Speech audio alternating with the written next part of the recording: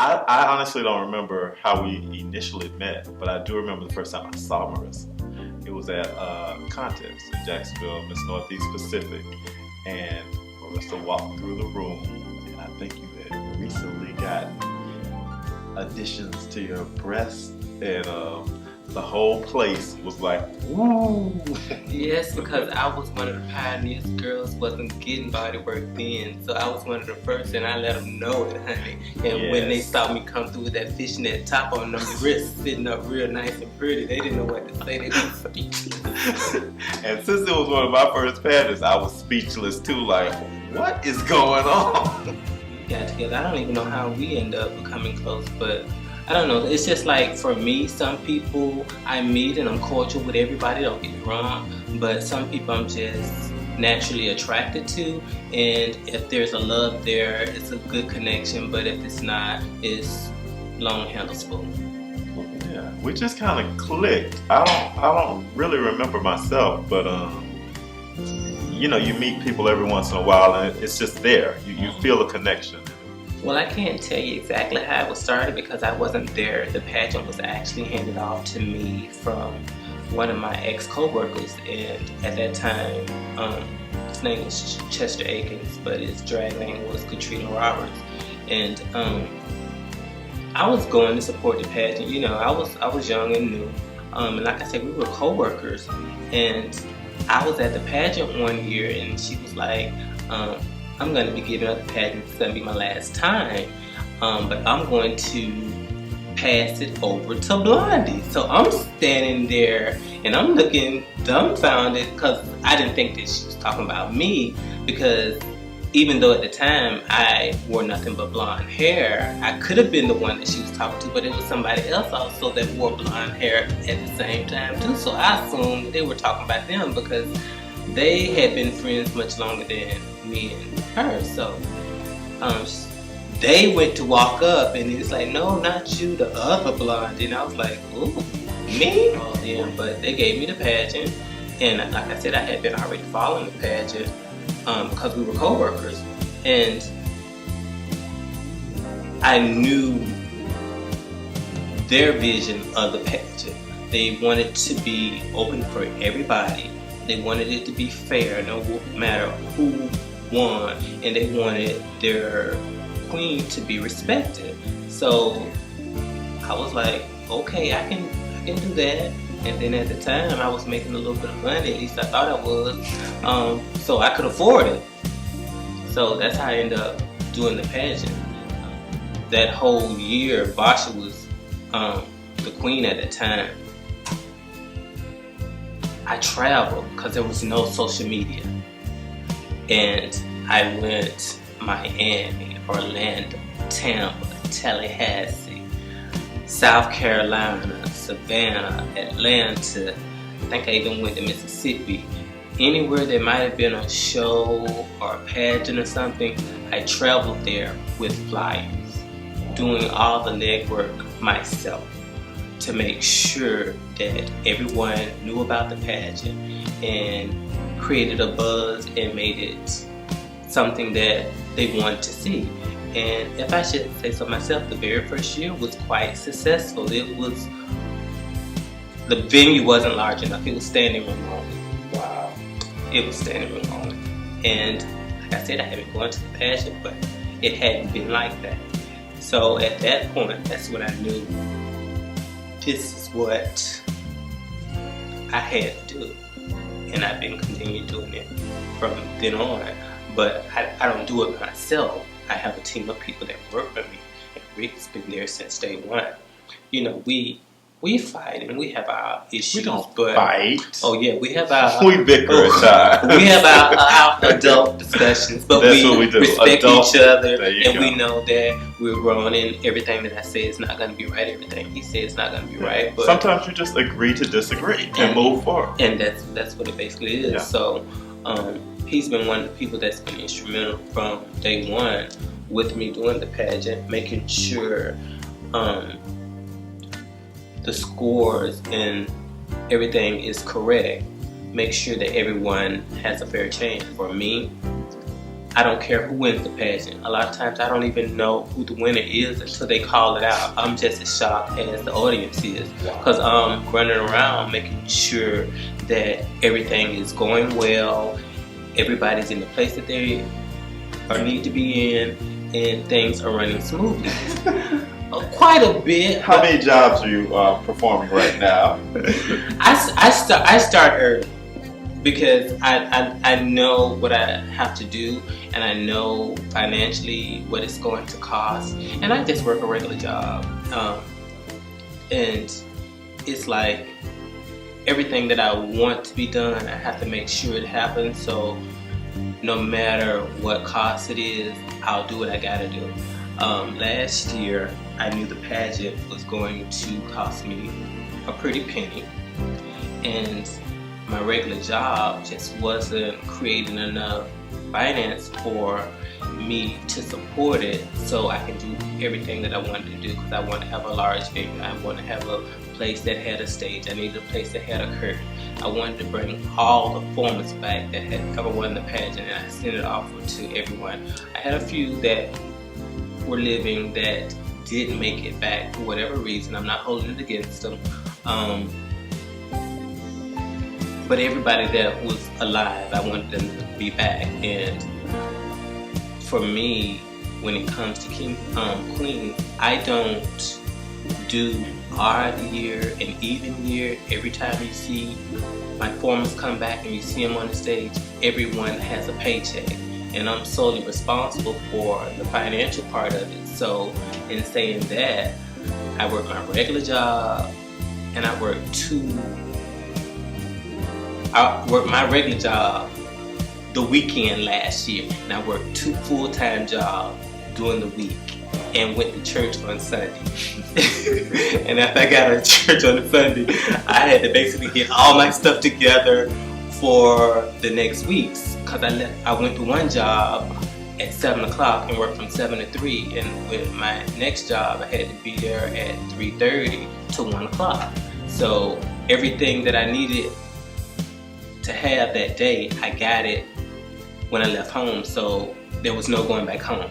I had 2 lunches and everything, so I can work 2 jobs, and I did that. You also had those steel-toe boots too. Yeah, because the first job I had to wear steel-toe boots, so it was like, ugh. But the next one, I was able to wear comfort shoes. And then I also did working my regular job on Saturday. I ended up still doing shows on Saturday sometime too, so it was like, I think a lot of people get that confused, when a king or queen or whomever wins a title, it's truly not their responsibility. It's not their sole responsibility to recruit contestants. I mean, if you have a pageant, it's totally different from a system. A system, you have bosses, and Marissa, myself, Terry, Natasha, Duval, and Deandre are the bosses. And at the end of the day, we're the ones that are going to be there year after year after year.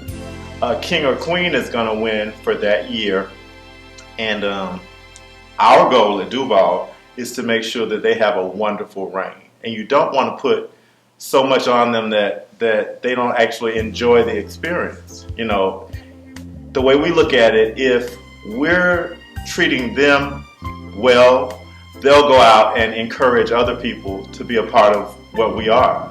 And in saying that, it's not their job to do it. It's technically our job to try and make sure our system continues to flourish. A lot of people, and I might be in trouble for saying this, but a lot of bad promoters or bad pageant owners will lay that line of guilt on the kings and queens.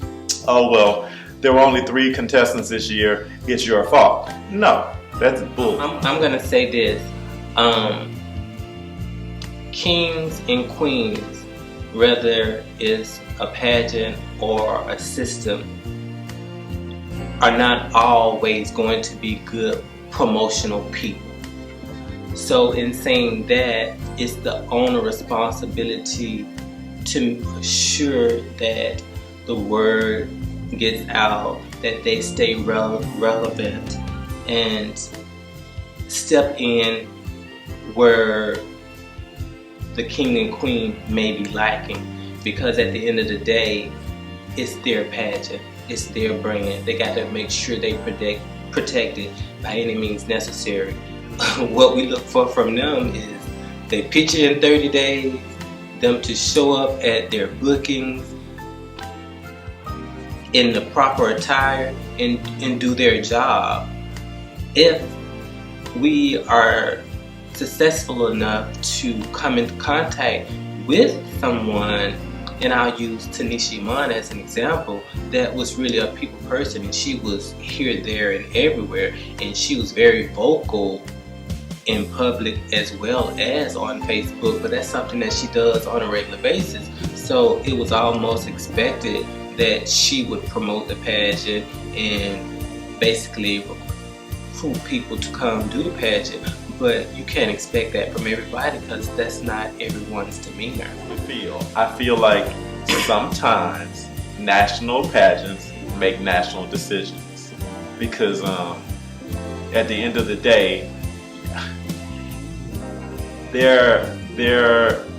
it's not quite like Duval. The way I look at Duval is, if you're the best person that night, it doesn't matter what your resume says. It doesn't matter if the day after you completely fall apart.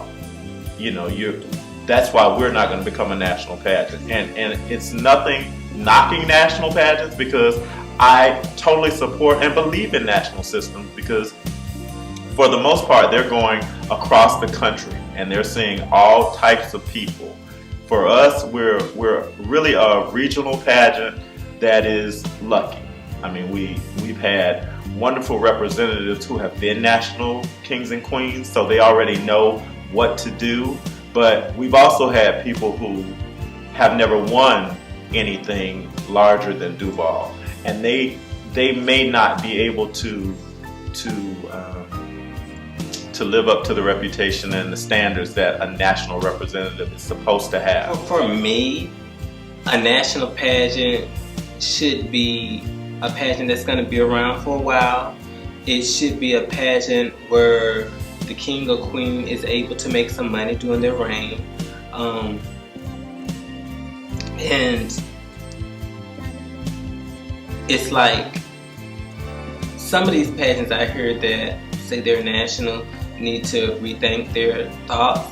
But as far as us here at Duval, we're a pageant. We're driving our car in our own lane. We're not trying to branch out and be what people think we should be because they're on the outside looking in. This is how we set it up in the beginning. This is how we designed it, and no matter what people think or say outside, we're not gonna let them change our opinion as to what we know and want for ourselves. I will say this though, I feel like once you've gone through a Duval reign, then you should be ready for the nationals, because that's basically the way it started out for me. Was more so, we're going to get you to that next level. We don't necessarily consider ourselves national, but we're like the stepping stone into the national pageants. If you win a Duval reign and are able to successfully complete your reign, then hopefully, and it's not always the case, but hopefully you're ready for that next level, which would be the national level. Hard work. And we've had our trials and tribulations. Unfortunately, we're not flawless now. Yeah, definitely. Unfortunately, at one point Jacksonville had a reputation of fighting, and and there were fights. There were issues that came up that were unfortunate, and for us, we just had to, put our nose to the grindstone and work even harder to prove that we are so much more than a small amount of people who, for whatever reason, decide to disrupt the pageant, which I've never understood. For us, we try to be adults about all situations and not ignore a problem or issue. We try to come up with a resolution. Whether one person comes up or we collectively come up with it together, we have to think ahead sometimes, and sometimes we think ahead, but we don't act on it. But then last year, sometimes it something happens and it makes us do what we need to do. Going in, I knew we had to be out of the building by 12 o'clock because that's what the contract stated. And I didn't have a problem with that. And I figured the pageant usually run about 5 hours. So, I figured, we can still get it done. But I guess in the moment or in the process, I thought about stuff, but didn't really put it in effect that needed to be done. Forgetting that the opening was about 25 minutes long. It's a great opening, though. It was.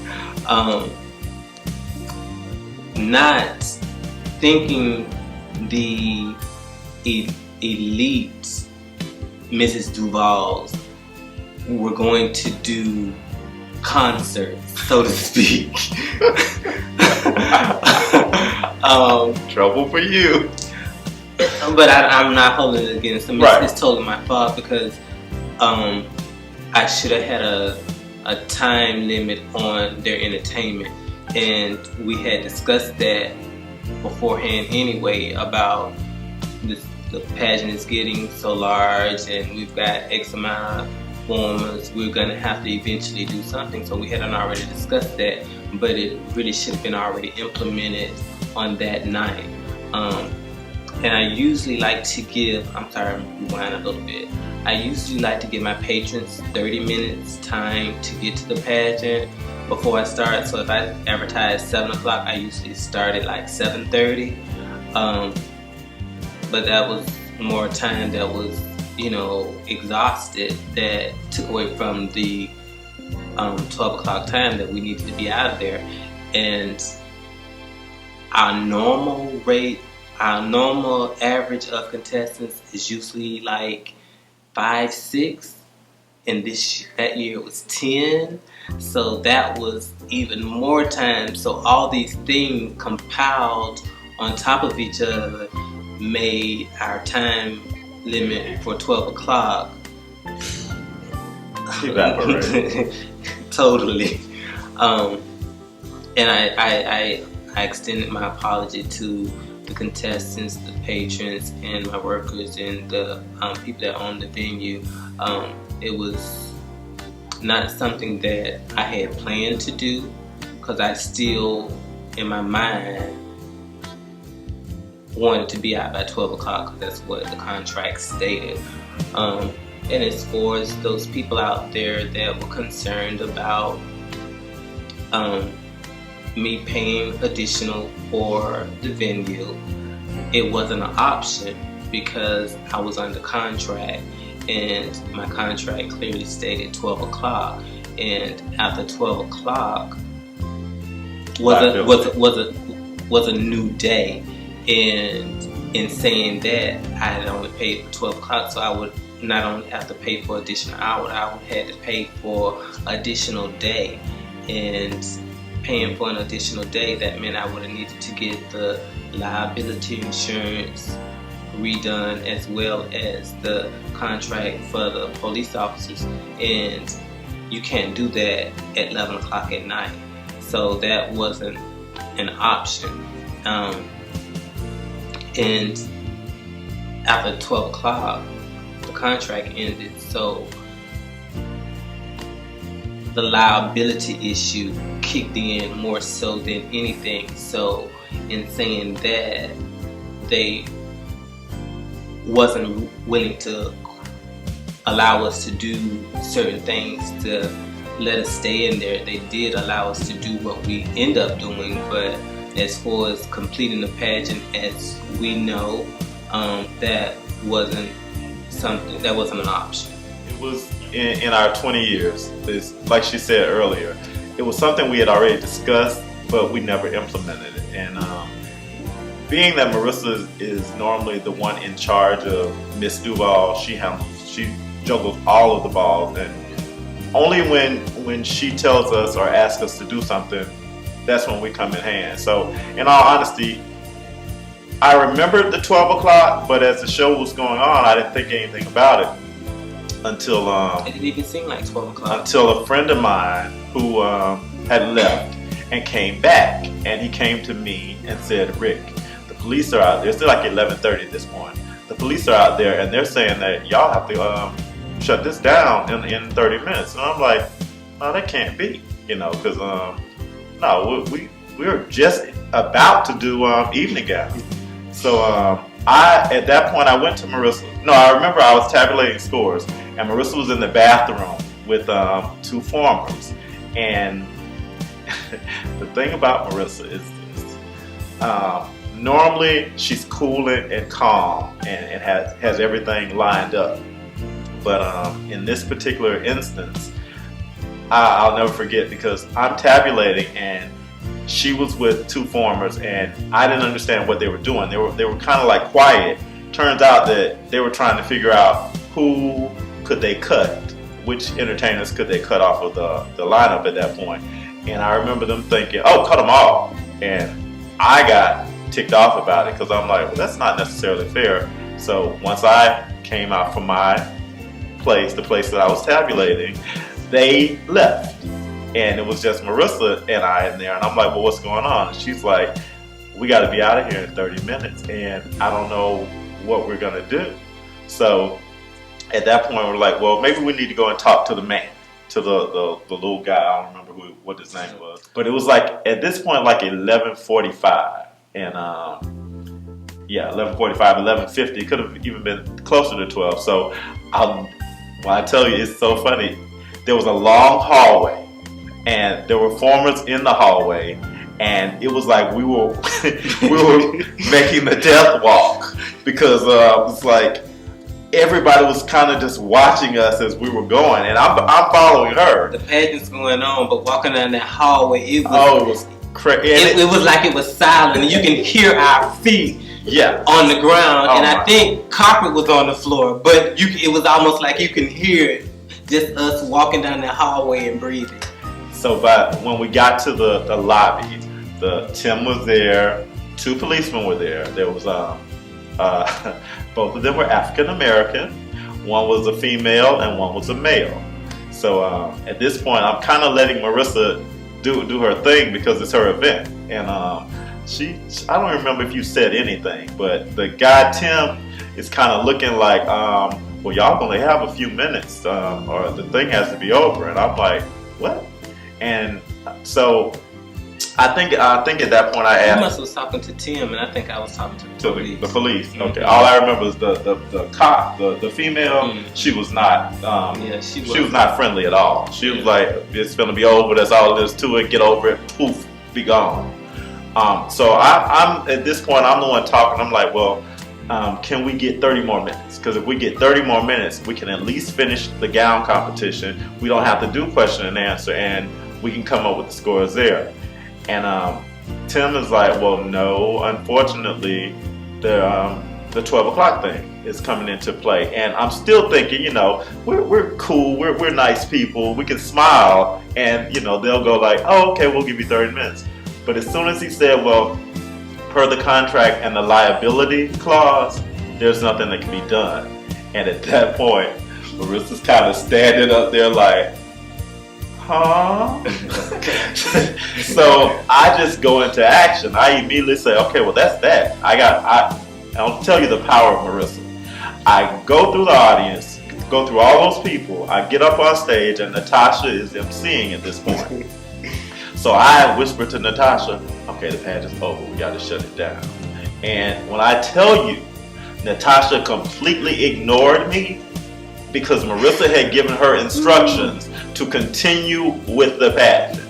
So I'm like, Natasha, I said, we got to stop. Bring to the stage, contestant number. So finally I look at her and say, pageant is over. They're finna throw us out of here. Cut this out now. And at that point, she realized it. So we had to make the apology. And I think, is that what we went and we talked to all the girls. All the contestants, we brought the contestants back to the stage. We brought the contestants on stage, correct. And because they were already in their gowns. Right. And we were trying to have a conversation with them, but the audience was privy to the conversation. Yes, and had their own opinion. Right. And yeah, you know. What's going on? We laughed about it the other day. Yeah. And I was like, close the curtains. Yeah. And at that point, if you think from an audience member, you're ticked off. You're like, what do you mean close the curtains? What's going on? But what you guys didn't know is behind the curtains, we explained to the contestants what had happened, and we apologized profusely, and then we had them to vote on it, because there were a couple of options.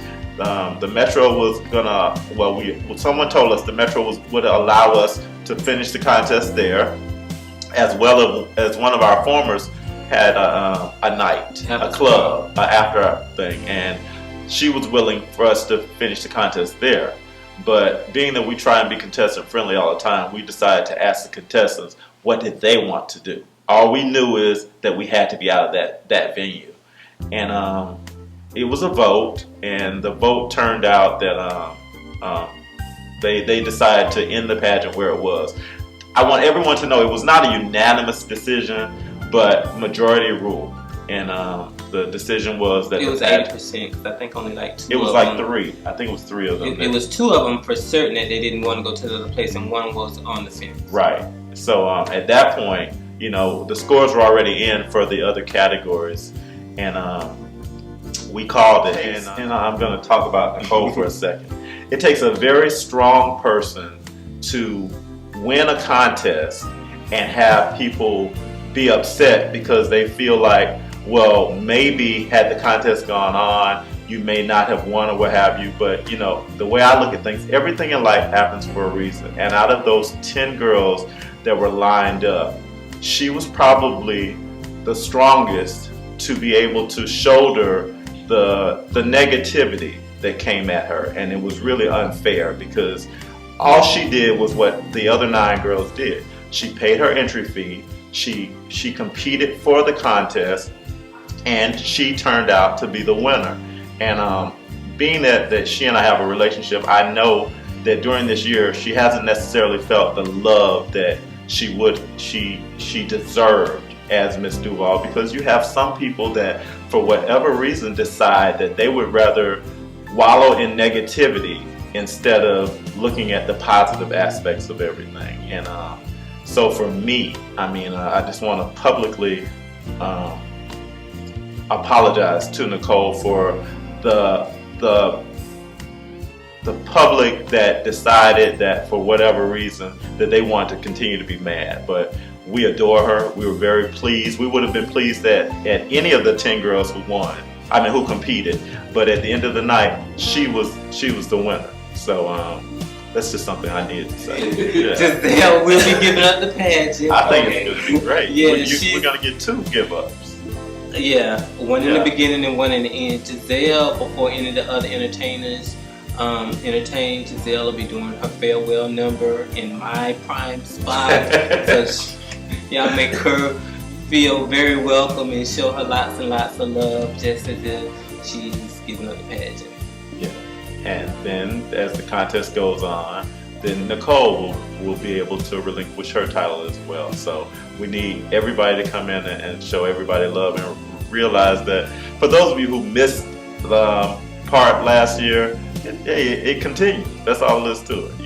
You're going to actually get more for your money this year, because you'll get two fabulous queens having 2 great give-ups. It's going to be a great show. A great show. Like I said, Giselle's going to be going in my spot, so I'm not even going to be doing a number this year. So I'll definitely be able to make sure that everything goes like clockwork with no glitches.